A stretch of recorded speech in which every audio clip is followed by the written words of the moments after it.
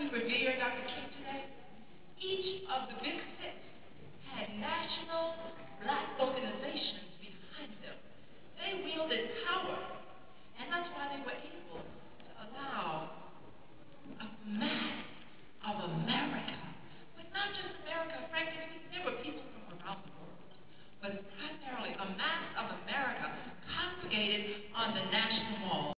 But in doing the research, I found out that even though the act was passed in 1955, the year of my birth, they didn't enforce anything to 1964.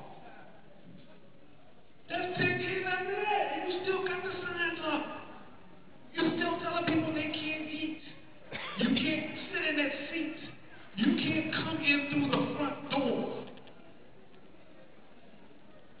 So when I thought about that, when I thought about what Dr. King meant to me, that's where I went.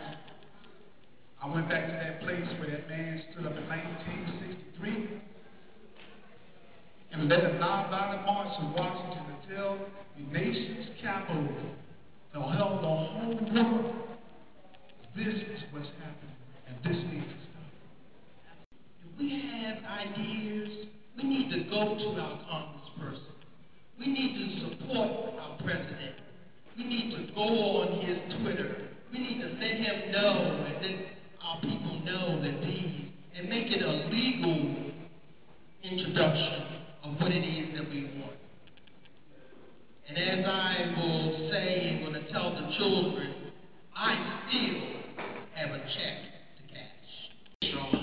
This freedom ride is coming. Hang on to your seats. Fight for those seats. Alabama can't scare you.